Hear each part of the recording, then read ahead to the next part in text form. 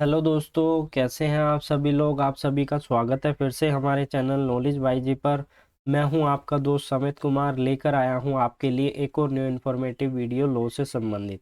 आज हम इस वीडियो के माध्यम से एक न्यू सीरीज़ को स्टार्ट कर रहे हैं, जिसमें हम डेली के कुछ एमसीक्यू को डिस्कस करेंगे आप सभी के साथ, ताकि आपकी प्रैक्टिस हो सके। और यह वीडियो और आने वाली वीडियो उन सभी अप्लीकेंट और स्टूडेंट के लिए काफ़ी हेल्पफुल होने वाली है जो किसी भी कॉम्पिटिटिव एग्ज़ाम की तैयारी कर रहे हैं या तैयारी करने वाले हैं, जुडिशरी की प्रिपरेशन कर रहे हैं। तो प्रीलिम्स के पर्पज़ के लिए मैं यहाँ पर क्वेश्चन आप सभी के साथ डिस्कस करूँगा। आज की जो हमारी वीडियो है, इसका जो लैंग्वेज है वो हिंदी होगी। हिंदी में मैं आपके साथ एमसीक्यू शेयर करूंगा। अगर आपको इंग्लिश में चाहिए तो आप हमें कमेंट करके बता सकते हैं, मैं आपको शेयर कर दूंगा। इसमें जो ये डेली के एमसीक्यू है, इसमें हम हर एक लॉ के अंदर से, लॉ के सब्जेक्ट के अंदर से क्वेश्चन लेकर चलेंगे। तो स्टार्ट करते हैं। सबसे पहला हमारा क्वेश्चन क्या है कि भारतीय दंड संहिता का प्राथमिक प्रारूप यानी कि उसकी ड्राफ्टिंग किसने तैयार की थी। तो ये तैयार की गई थी थॉमस बेबिंगटन मैकेले के द्वारा।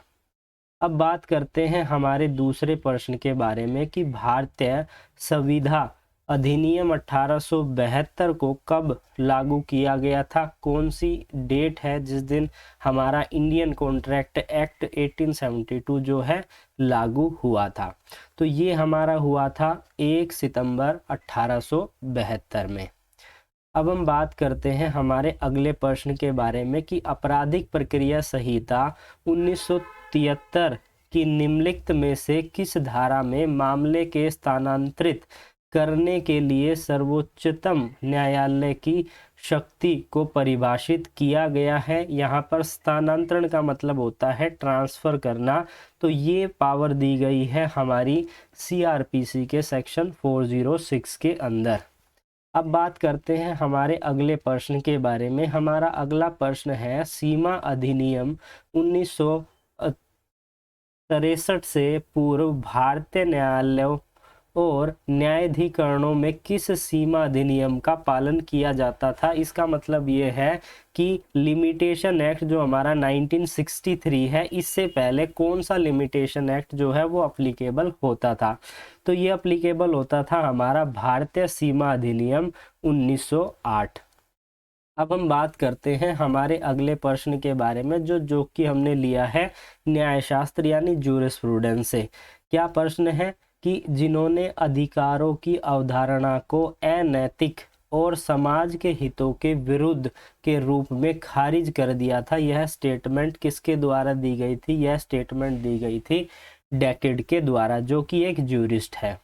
अब हम बात करते हैं हमारे अगले प्रश्न के बारे में कि कार्यस्थल पर महिलाओं के यौन उत्पीड़न अधिनियम 2013 की निम्नलिखित में से किस धारा में यौन उत्पीड़न की शिकायत को परिभाषित किया गया है। तो ये है हमारी धारा 9 सेक्शन 9 में जो है इसको डिफाइन किया गया है।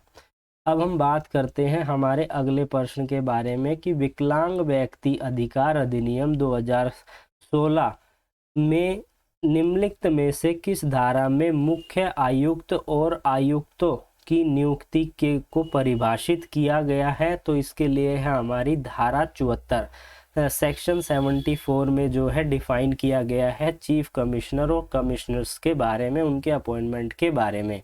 अब हम बात करते हैं हमारे अगले प्रश्न के बारे में कि सिविल प्रक्रिया संहिता की धाराओं में संशोधन किया जा सकता है। इसके द्वारा संसद के द्वारा ऐसा किया जा सकता है।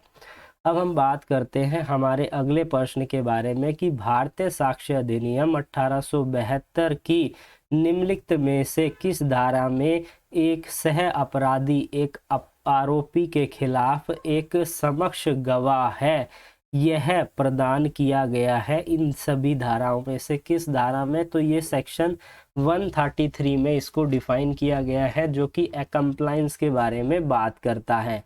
अब हम बात करते हैं हमारे अगले प्रश्न के बारे में कि घरेलू हिंसा से महिलाओं की सुरक्षा अधिनियम 2005 की निम्नलिखित में से किस धारा में मौद्रिक राहत को परिभाषित किया गया है। तो धारा 20 जो है वो इस बारे में बात करती है, अगर डोमेस्टिक वायलेंस अगर किसी के साथ किया जाता है तो वो यहाँ पर मॉनेटरी रिलीफ ले सकता है सेक्शन 32 के अंदर। अब बात करते हैं हमारे अगले प्रश्न के बारे में कि महिला का अश्लील प्रतिनिधित्व निषेध अधिनियम 1986 कब लागू किया गया था? तो इसको लागू किया गया था 2 अक्टूबर 1987 के अंदर।